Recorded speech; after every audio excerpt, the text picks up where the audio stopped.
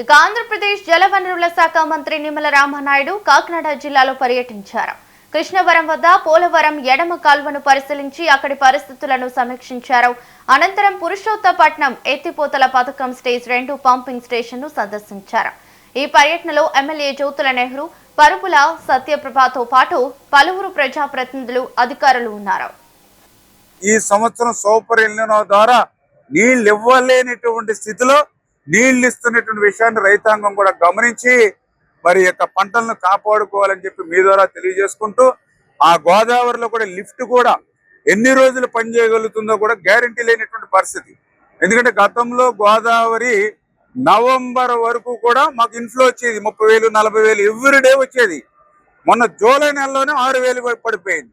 First time 70 సంవత్సరాల గోదావరి హిస్టరీలో 6,000 7,000 పడిపోవడం జూలై నెలలో ఫస్ట్ టైం. రేపు ఎప్పుడు కూడా మళ్ళీ అట్లా పడిపోతుందో చెప్పలేనటువంటి స్థితి. గోదావరిలో ఇన్ఫ్లో పడిపోతే పంపులకి నీరు అందదు. అందుచేత వీటన్నిటినీ కూడా దృష్టిలో పెట్టుకుని ప్రతి నీటి చుక్కని కూడా సద్వినియోగం చేసేటువంటి విధంగా రైతాంగం కూడా సహకరించాలని చెప్పి మీ ద్వారా కూడా తెలియజేసుకుంటూ, మరి మీరందరూ రైతులకు కూడా మా తరపు నుంచి కూడా విజ్ఞప్తి చేస్తూ ఉన్నాం. ప్రతి ఒక్కరూ కూడా క్రాప్ ఇన్సూరెన్స్ కూడా తప్పనిసరిగా ప్రతి రైతు ప్రతి ఎకరానికి చేయించండి.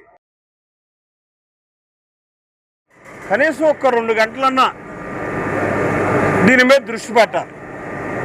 ఎక్కడికి నీరు వెళ్తుంది, ఏ రకంగా వెళ్తుంది, ఎక్కడన్నా వేస్ట్ అవుతుందా, లేదు మనం అనుకున్న నిబంధన ప్రకారం జరగటం లేదా అన్న దాని మీద మాత్రం అధికారులతో పాటు ఈ డిస్ట్రిబ్యూటర్ ఏదైతే నీటి సంఘాలు ఉన్నాయో ఈ నీటి సంఘాలు కూడా బాధ్యత తీసుకోగలిగినప్పుడే ఈ విపత్కర పరిస్థితుల నుంచి మనం బయటపడేటటువంటి పరిస్థితి ఉంటుంది.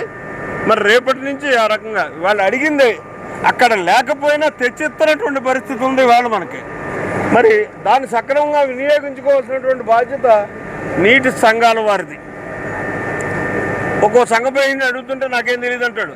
తెలుసుకోవాలి, అందరూ పుడతా నేర్చుకోం, తెలుసుకుని ఇది చేయాల్సినటువంటి అవసరం ఉంది.